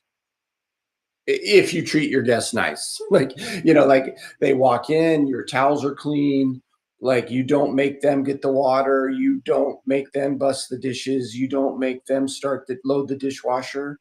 You treat them as a guest. You treat them as they're the most important person to ever visit your home. And of course, golden rule, you treat them like you want to be treated. And everyone's worthy of love, and everyone's worthy of humanity. And you don't unlock that as long as they agree to the sale. You give that to them ahead of time. You give that to them always, no matter what. And if you do that, you will never go over the line. You will never sacrifice their needs for the line. But that was our brand lingo. And I remember rolling that out. It was like an aha moment I had in the shower or something. Like, oh, never use the word customer in a coffee shop. Always say guest. And treat them like a guest. Don't treat them as customers. Don't treat them as a guest to become a customer. You treat them as a guest all the time, no matter what, even if they're a jerk. And when they are a jerk, you give them the tools to navigate that, so. Noella, what's in your script right now for where that line is? Did they give you guys any lines? Or this is when you walk away? No, it's like you are basically there, like talking to them, racking them until they close the door on you or they buy. Ah, got it. So it's very life insurance like. Oh, You're just yeah. gonna push Yeah. until But the person wants to. what really fascinates me is, I don't know if you know what like golden doors are. It's basically like for the top reps in like the door to door. It's for any industry, but it's basically, they change the number every year, but it's basically if you sell like 650 to 750K like in a certain period of time, like you're considered a golden door. Anyway, like, so the marketing agency that I'm doing this with like has, my manager is a 2-time golden door. There's a 6-time golden door training me as well. Like, so these are like the top, like best of the best. And there's about like 10, 15 of those like overseeing our groups. And that's really amazing. And what fascinates me is like they're the best of the best, but they also have like 3% attrition, which is insane. So it's like they're having 3% of all their contracts cancel, which is really, really good, meaning they're like very good. Like they're the pushiest people, but they are also the people that are clearly creating the most value and the most So trust. genuine and relational. Right. But it's like they don't, they stay on the doors until the doors close in their face or they buy. But it's like those same people are also like really, they clearly admire some part about how pushy they are because, their contract, they carry through and it wasn't just like a pity buy or whatever. And so that is like that's fascinating to me because I'm like, I don't want to be that person that's like super, you know what I'm saying? Yeah, totally. I mean, I'm in a conversation right now with some executives at a company to partner with us with our company, and so I'm doing sales and partner relations. Those are the two things I'm doing. So I'm working with CEOs at other companies, and I'm working with their marketing VPs and VPs of sales and stuff like that. One of the things that you have to try to balance is being the squeaky wheel who keeps pushing. And I'll put it this way: there's a contract that we need to come through for something that we're doing, and in this contract, it was supposed to have been done about a month and a half ago. It's still not done. It's going through a legal department, and as things are going through that, and they're not getting it done on their end, you have to keep pushing somehow.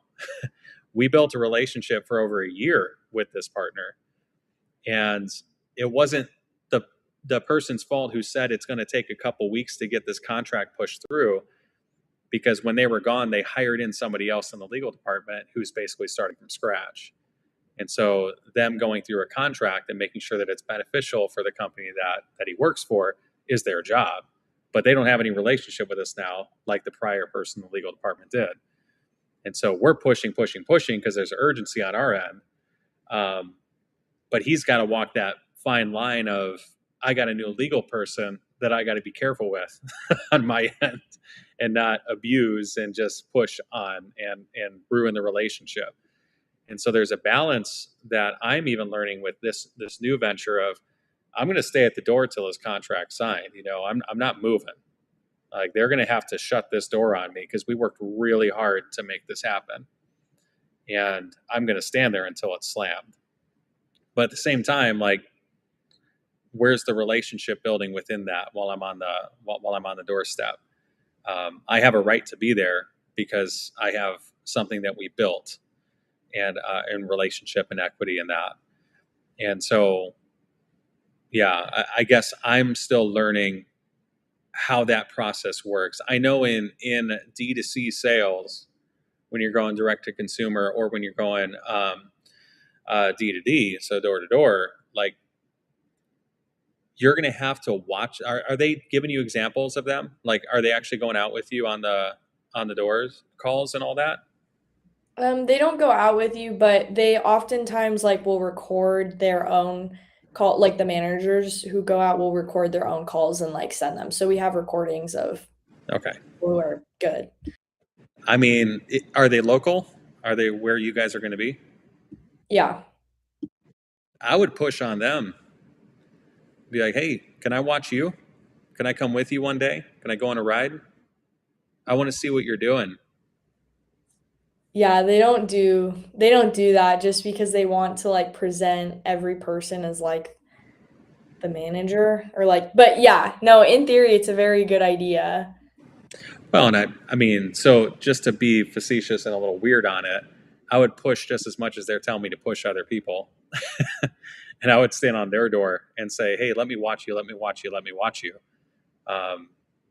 And the reason why is because the recordings that they always send of themselves are going to be examples to show you a specific outcome. And they'll show you some that they failed probably. And they'll show you some that they succeeded in different metrics. But it never takes the place of actually being able to walk alongside of somebody who has reached that level of fluency. And that's really what you're trying to get to. What's the fluency that you have that makes it to where when you push that hard, you're okay with it? Like, why are you okay with that? What are you saying to that person that, sure, it's on the script, but you're doing something? So I want to see what that is. And a video is only going to get me part of the way there. And if you're telling me to stay at somebody's door until they shut it on my face, then, I'm going to be just as urgent about that with people who are training me.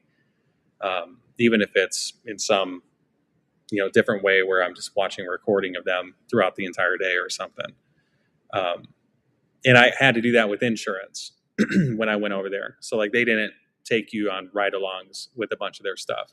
And I forced it through with one of the managers who was, making all those numbers. Yeah, they're on that level or whatever. And I finally got to do a ride along with him, and I saw a lot of things that just clicked in. And it was just because I was squeaking the wheel over and over and over again, trying to get better at that. I'm not saying that that's what you have to do. I'm just saying that whatever you can do to see examples of it is going to help you move forward a lot sharper in the future. And videos are good, but riding along is even better.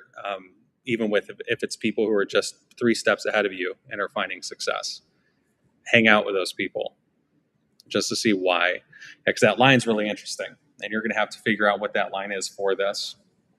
But yeah, I wouldn't be afraid of, and I guess what I'm trying to say by all this, I wouldn't be afraid of saying I'm annoying somebody by standing in the store until they shut it on me.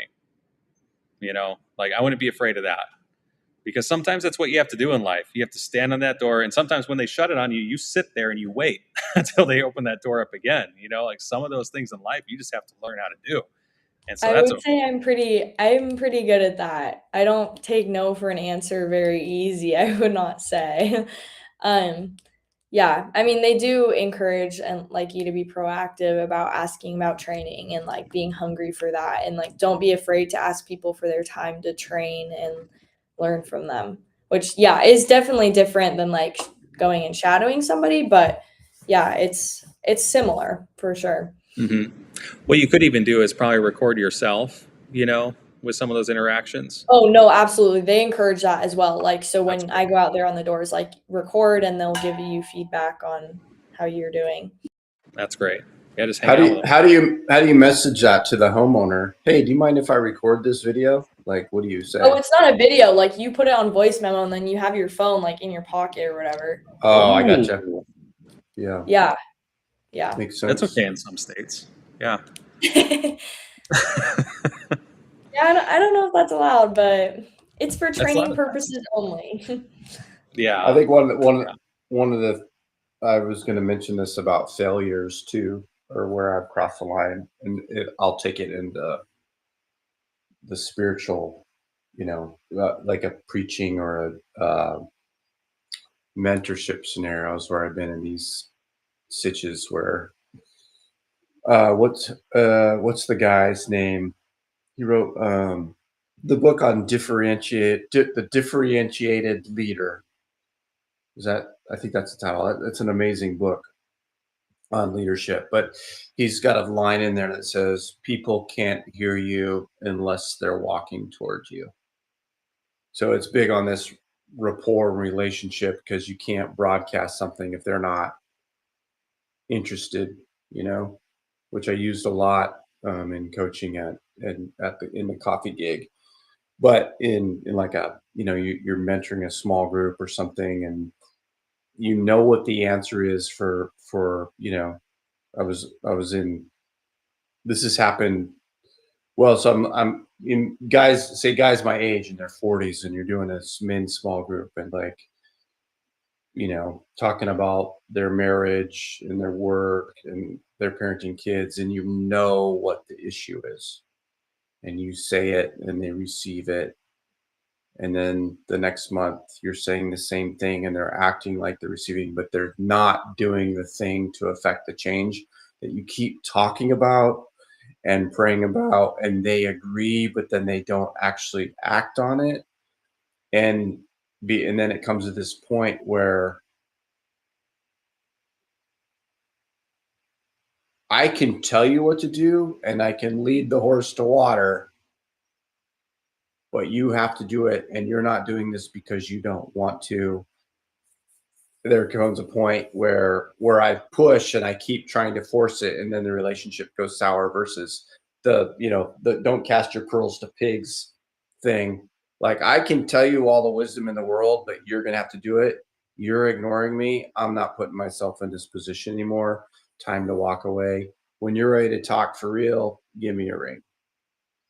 And I think the mistake I've made is trying to force someone into the sale. Like I'm trying to, like, you're going to get to it. But if you just read the room, it's like, oh, this is tragic. They're going to be in the same situation next month and the month after until they have an encounter with the Lord, or they put themselves in a place to offer it up to the Lord and get wisdom and act on what people around them are telling them they should do. And that's a really hard thing, to walk away from that cell, but knowing like I can't, it's dead. I can't do anything until, you know. No, that's really good, and I think you're going to find as you do this, the more reps you get, you'll find the different points within the conversation where that appears. Sometimes it's early, sometimes it's in the middle of your presentation, sometimes it's after you've done a few rebuttals or something like that. But yeah, that's some wisdom right there. Yeah. What other questions do you have? You got maybe one, two more? Like go through quickly. I don't know. You guys can tell me if you've kind of already touched on this, or like you would just be repeating yourself. But is there anything that like feels unnatural, like in the sales process, or like when you're encountering people to kind of not necessarily like sell them on something, but it's kind of similar, that like, you've maybe had to like kind of learn later on, where just an advice for some beginner that is trying to learn? Ask that one more time. Like, is there any part of selling that still feels unnatural to you? I guess is what I'm trying to say. That you're still trying to like work through. Yeah, I still don't like cold calling people. I still don't like it. I get those butterflies, sometimes when I'm doing that. And it mostly has to do when I don't understand what I'm going to say to them, when I don't have that fluency yet. But yeah, I'll still get that when I jump into a new conversation. So perfectly natural to feel that for many, many repetitions. Yeah.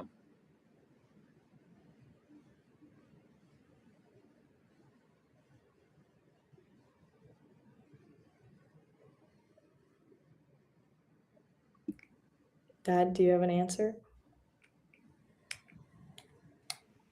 I just say there's always something to learn. There's always, the uncomfortable situations are like, oh, you got to have this meeting or this conversation, or you got to have this. I'm not selling as a career, like selling a product, right? Cash exchange, but like the selling of ideas. And it's like, I think that I do get nervous because there's always, you can plan for, what do you call them in the world? They have objections. You're counting. Mm-hmm. Oh, so if I'm going to have a conversation, oh, they're going to say this. So if they say this, what would I say? If they say this, what would I say? What's the angle on that position? If they had, like if you're in a debate and you're ready to pivot, but there's always something, they always come up with something that you hadn't thought of. And you're just like, and so there's like this uncomfortable, like, and so the prayer is like, give me your wisdom, Lord, in the moment to pivot and hear what you're saying, not just going with my script and my pre-thought, but like show me in the moment what you're doing or what you want to do in me or in them or in us together. But I think the danger is thinking you've arrived.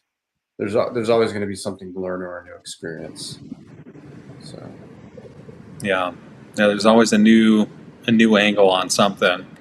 And I guess what you do is you start thinking through prescriptions for yourself with that. Okay, so like my butterflies that happen when I'm starting to call about a new thing because I'm not fluent in it yet, in that opening or however I start that conversation, because there's different ways to do it. And there's definitely ways not to do that, depending on what you're calling about. So you've got like 5 seconds to get attention with a cold call. And so with that, it comes down to, yes, you have your rebuttals and all of that stuff, but you come up with things called, well, let me say the prescription for the butterflies is you just do more of them. Like you just grind past it and eventually you start dulling that sensation because you hear a lot more people do things like cuss you out or hang up on you suddenly. And then you realize that that's only maybe 1 out of 50 people who's going to do something like that. and the majority of them are listening to you, and maybe you fumbled it and you're reading a script or something and you just really fumbled it. But that's only one person. You move on to the next one and you keep going, and they're just never going to talk to you again. So the antidote or the prescription for the problem of having nerves is just do more of it, and the nerves will eventually subside. But the prescription for like kind of those objections and mastering the fluency of what you're talking about in the conversation, that comes with things that you would call tie downs.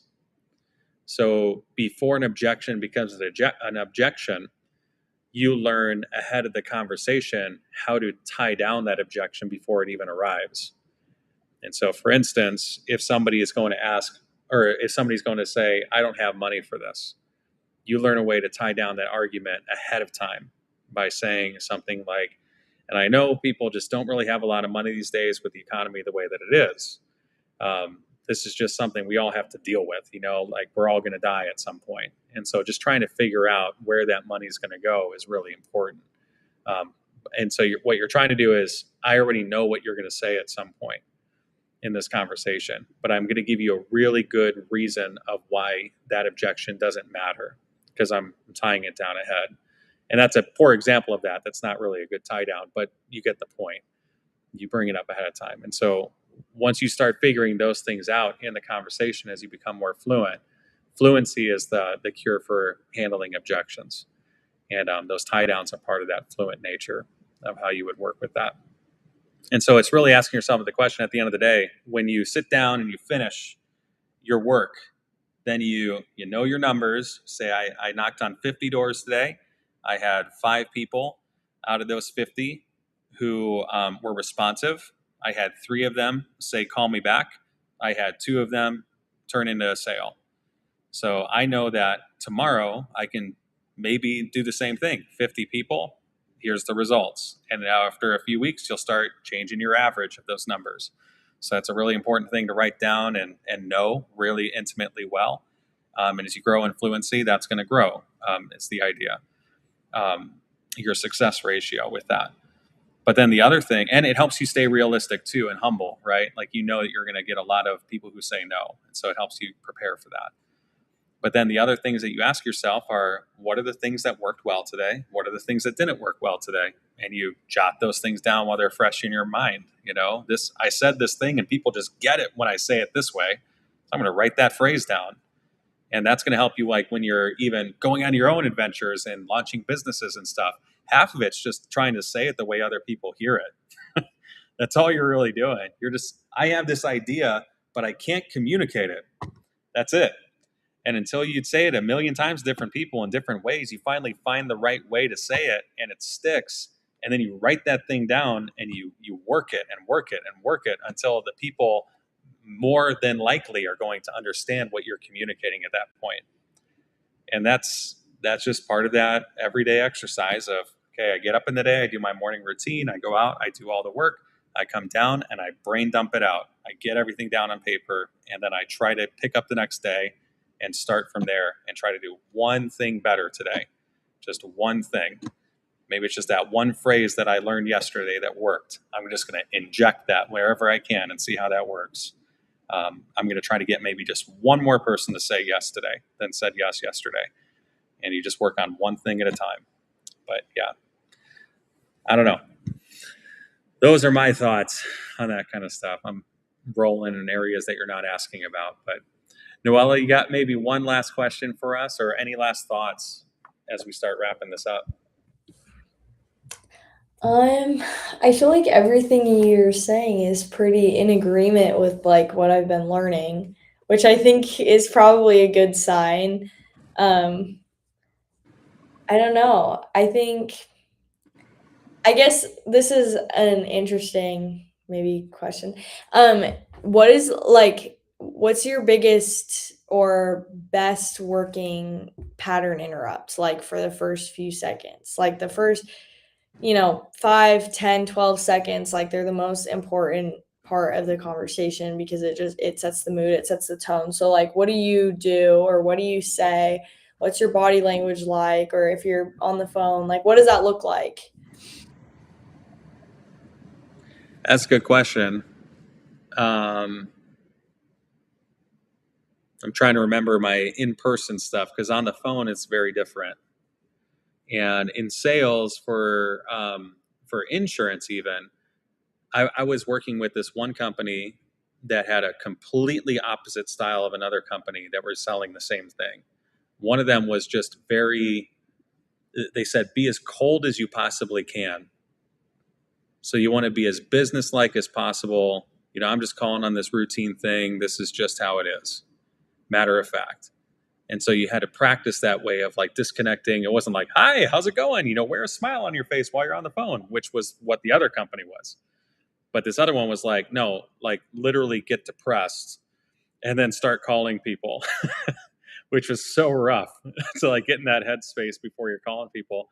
And it was to really get them the tone set and established of, hey, I'm just doing a thing. This is what I do every day. And you're the next one on my list. So let's just get this over with. It was that tone you were trying to set with them, which was getting them to the call, essentially. You're on my list. That we're supposed to talk about this thing that you did or that you signed up for. So can we hop on a call to get this done? And that worked actually with a lot of people for them.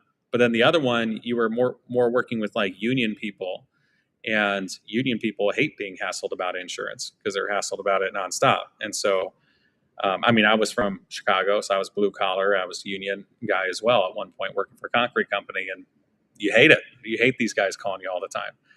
And that's who I was. And so while I'm calling them, it was more of trying to be something to subvert their expectation. Because I knew what it was like being called with those people who were more dry. And so cheering it up a little bit was something that worked. But I think it's just, it's starting to, you got to find your own flow with it. Start with your script and then shift the script, because it's written for a reason. People have done this millions of times combined, and they've learned the right approach to get the most success. That's why it's in the script. They're not going to invest all this money training people in a script if they don't believe that it works. Otherwise, they're really throwing money away, and they don't want to do that. And so they will tell you to stay word for word for a reason, because it will work this many numbers of times. They know their numbers. You don't yet. And they'll know that it'll work with you as a new hire. So they'll force you to do it. But once you become fluent with that script, at least memorizing it enough and getting the reps in, then you start shifting it into your own personality, I think is what works best. You start shifting not necessarily even the words around, but the way that you approach it in your own personality. And what would I want from somebody to give to me in this moment? And then you just go from there. I don't know how to stop people necessarily, other than asking them a question. And I think that's the other art of sales too. You want them to talk as much as possible. And so if you can, when you need to control the conversation, how do you control a conversation? Can you tell me?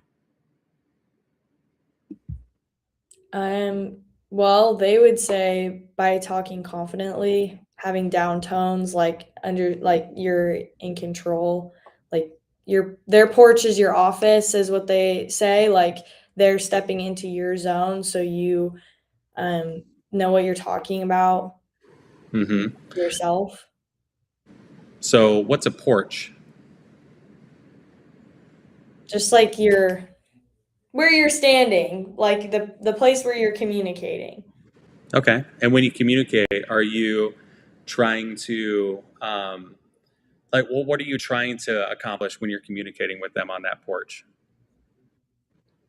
Well, you're essentially, you're selling them pest control, but deeper than that, first you're trying to get them to understand the value of what you're selling them. Mm-hmm. And what is the pest control? Like, what's that accomplishing? It's accomplishing their problem of bugs, but more on a deeper level, you're giving them comfort in their home, you're providing protection for their family and peace of mind that their kids, their pets, are going to be safe when they have guests over. It's not, a hassle. That's the deeper root of the issue. Right. Most of what I was saying right there was nonsense because I'm leading you in a conversation by asking you question after question after question, and I'm making you answer me. Now, let's take a different example. Ask me a question. What kind of question? I don't know. What kind of question do you want to ask me? I think I should ask you. Oh, he disappeared. I think, what's your favorite day of the entire year? I like June. What do you think of fall, though? Fall's nice, but why would you say you like June? There we go. You're getting it. So when you answer a question with a question, you're trying to wrestle the conversation back, right? Right. So doing when somebody doesn't, so that like that's a good way to stop somebody in a conversation to get them back on track, is the point. And so a lot of your rebuttals from objections become in the form of a question, right? So like if they have a problem with something and they object, then what you need to do is get them back onto your script, as it were, by asking them a leading question. So you answer it. You call it kind of like what some people call it is the question sandwich. They ask a question, you answer that question, and then you respond asking them another question and get them back on topic. So you listen to them because you need to answer. You answer them, and then you lead them back into the conversation with another question. And so that was just what you did. What's your favorite day of the year? I like this. Now, what about you? Except what I would probably do is say, if I wanted to lead you back into,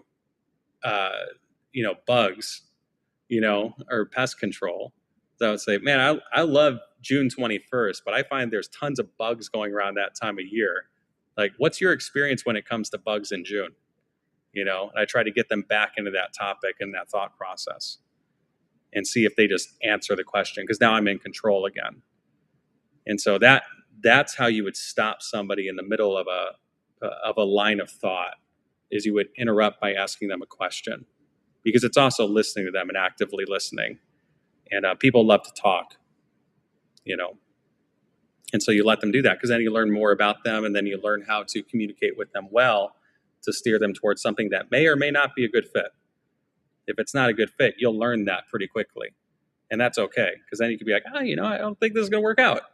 But if it is a good fit, then okay, I know how to solve your problem here, because I'm asking the right questions, I'm getting answers from you, and I'm able to stay on and you look more confident as well, because you are. If you're asking questions, you're the one who's confident in the room, if they're competent questions, because you know what you're talking about. So yeah, no, that was a good question that you had. How do you stop in the middle? What about you though, Chris? Because I'm like coming off of all this crazy hype sales stuff with insurance people who are just crocodiles in the river. Like, what's it like in your world when it comes to that? And you're talking to somebody who just wants to know the Lord, man. Because I haven't been able to do that in a long time,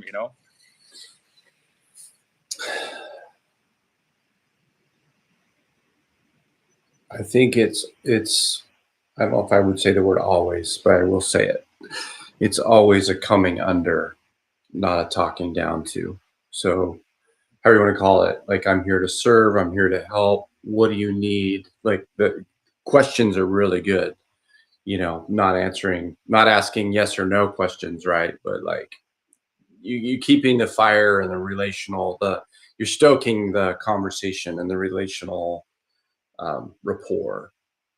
And if there's an objection, well, what would be, not, to say, what would you do differently? You would say, well, what's the first thing you would do to change that? Or what's the thing you would eliminate first that you would say is not delivering the objective? Like you're trying to narrow, not a yes or no answer, but bring it to you're setting a direction, and I think so often in the bad salesperson meme, or the bad I mean, you can make evangelism go sour, right? You've seen it. It's like the same thing that gives the car salesman, the bad rap is the same thing that gives the evangelist on the street corner a bad rap. It's like you're shouting at people with a megaphone, and there's no conversation, there's no listening. Like there's no I'm not, it's the guy down at the Mariners. They're always down there at the Mariners game, and they like got a big sign, and they're just like, the megaphone is so loud. It's like, no, you're not getting spiritual upset. You like, you're you're saying you're being spiritually attacked, you're actually annoying because it's so loud, and like people are here for a baseball game. Like is this an effective strategy? I don't know, but you're so loud. I can't. It's like yeah, I have no peace listening to you. Like so I don't know. I suppose that's effective for 1 in 1,000, but like it's like this talking down. I'm gonna tell you all my opinions and convince you. The louder I shout, you're gonna be convinced. So like, no, I don't. It's more of like a coming under. Hey, what's going on? You see any ants in your kitchen? Like, you got anything that's bothering you? You obviously you see my pest control shirt. Like, hey, do you already know a way I can help without telling you about what we do? Like, in the best case, they're like, oh my gosh, I'm so glad you're here. I had a question. We just saw a bunch of like these bugs. We don't know what they are. Can you come look? Yeah, sure. No problem. Evangelism. Man, this happens, I'm on the pickleball court, and you're not having a conversation about Jesus between serves. You've played with this person every week for 6 months, and you're sitting down between a game, and they'd say, I just feel so angry today. Really? What's going on? But that happens because you've done the work day in, day out. You're developing rapport versus coming in on the first day is like, so let me tell you about, it just doesn't, that's not going to stick. That kind of conversation, your attrition rate on evangelism is going to fall because you've tried to close them to something versus, hey, like getting to know them. And so I think it's like a coming under. And so the opening statements, selling a product is like, how can I come under and make them feel like I'm not here to push something on them, but like, hey, let's have a conversation about what how can I help you today? And it's hard to lose. It's hard to remember that when you got top down pressure and personal pressure about, I wanted these targets. I got to get this mark. Those are good things for like goals, but also in the moment, it can leave you saying things you probably wish you would have said better, when you're at home processing it. Yeah. And I think the people that are really gifted at evangelism or sales, product sales, are like the people that figure out the language for them and identify quickly where this person is and what's the bridge.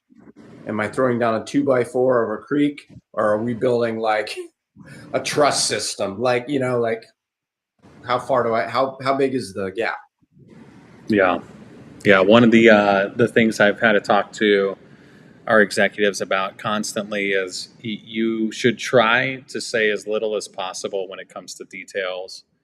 And as people ask questions, you know who you're talking to, and we have the details. We can give them details, but even then, if we have a goal we're trying to accomplish, which is maybe setting up a separate call, that's where the details come in. We try to give them what they're asking for, but we try to accomplish our objective.